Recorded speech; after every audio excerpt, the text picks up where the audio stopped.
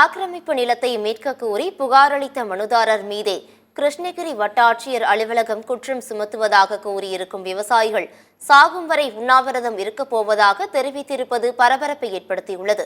கிருஷ்ணகிரி மாவட்டம் தட்ரஹள்ளி கிராமத்தில் அரசு புறம்போக்கு நிலத்தை நமசிவாயம் என்பவர் ஆக்கிரமித்திருப்பதாகவும் இதனால் 60 ஏக்கர் நிலத்தில் விவசாயம் செய்ய முடியாத நிலை ஏற்பட்டிருப்பதாகவும் விவசாயிகள் குற்றம் சுமத்தியுள்ளனர். இதுகுறித்து கிருஷ்ணகிரி மாவட்ட ஆட்சியரிடம் புகார் அளிக்கப்பட்டுள்ளது. இந்நிலையில் ஆக்கிரமிப்பு செய்யப்பட்ட அரசு நிலம் அகற்றப்பட்டதாகவும் புகார்தாரர்தான் 2 சென்ட் அரசு நிலத்தை ஆக்கிரமிப்பு செய்திருக்கிறார் என தெரிவித்ததாகவும் கூறப்படுகிறது.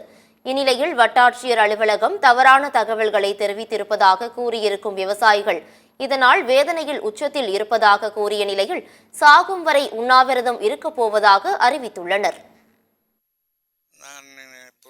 நமச்சிவாயன் 25 சென்ட் புறம்போக்கு நிலத்தை ஆக்கிரமிப்பு பண்ணியுள்ளார். அது சம்பந்தமாக 2021 மனு கொடுத்தேன். மனு கொடுத்தது மீது நடவடிக்கை இல்லை.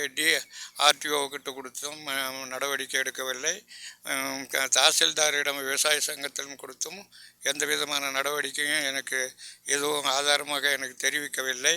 மாவட்ட ஆட்சியர் அவர்கள் தீவிரமாக நடவடிக்கை எடுத்து எனக்கு தீவிரமான ஆக்கிரமிப்பை அகற்றி எனக்கு பொதுமக்களுக்கு போக்குவரத்துக்கும் இதில் அனுபவிக்க விவசாயங்களுக்கும் வழியை நல்ல முறையில் செய்து கொடுக்குமாறு கேட்டுக்கொள்கிறேன்.